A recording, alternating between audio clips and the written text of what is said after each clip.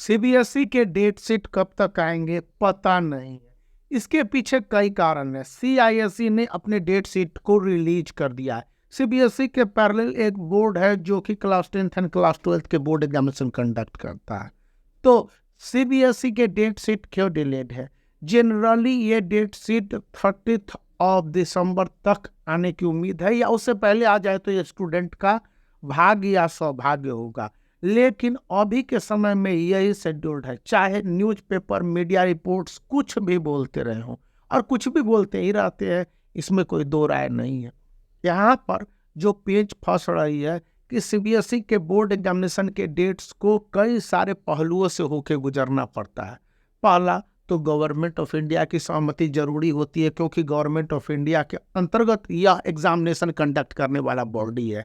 Second है कि इसके जो स्कूल के नेटवर्क है बहुत ज़्यादा है, और इसके कारण भी बहुत सारे स्कूल हैं, स्टेट है, उनके जो कंसेंट होते हैं वो मैटर करते हैं। थर्ड पॉइंट आती है कि सीबीएसई के बोर्ड एग्जामिनेशन के डेट्स में कई सारी पेचीदगियाँ रहती है। अब पेचीदगियाँ मतलब हो गया कि सीबीएसई के कई सारे पेपर होते हैं, एक पेपर में हम लोग अगर क्लास 10th का एक सैंपल पेपर देखें तो लगेगा कि 6 पेपर है। क्लास 12th में ह्यूमैनिटीज के 10-12 पेपर होंगे, और साइंस स्ट्रीम में 8 से 10 पेपर होंगे। लेकिन नहीं, क्लास 10th में ही 200 से ज़्यादा पेपर के एग्जामिनेशन कंडक्ट करता है, और क्लास 12th में भी करीब उतना ही पेपर हो जाते हैं। लोकल, रीजनल, टेक्निकल, फिर बहुत सारे माइनर पेपर हो जाते हैं, और माइनर पेपर ही बहुत ज़्यादा होते हैं। और ऐसे में यानी कि इस तरह के कंडीशन में सभी पेपर के एग्जामिनेशन को ले पाना एक ही दिन यह संभव नहीं हो पाता है कि एक ही दिन वेस्ट बंगाल में बंगला का ले लिया जाए, या भारत भर में बहुत सारे बंगला के स्टूडेंट होंगे, और वहीं पर मराठी का ले लिया जाए, तमिल का ले लिया जाए। इतना आसान नहीं होता इनको मैनेज करना, इनकी कॉपी को चेक करवाना।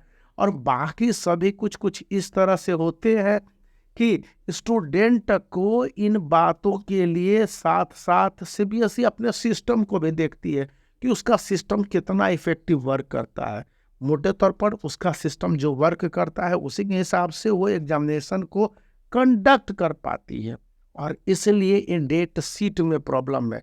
फिर है कि स्टूडेंट के जो बोर्ड एग्जामिनेशन के डेट्स हैं क्या वे काफ़ी इफेक्टिव होती है, क्योंकि डेट शीट में 2 मेन पेपर के बीच में या सभी मेन पेपर के बीच में स्टूडेंट को टाइमिंग चाहिए होता है। इस बार बोर्ड एग्जामिनेशन अर्ली है, कहा जा रहा है कि एग्जामिनेशन 10th ऑफ फरवरी से 15th ऑफ फरवरी के बीच में भी कंडक्ट हो सकता है, या 15th ऑफ फरवरी से class 10th and class 12th के भी पेपर कंडक्ट हो जाएंगे।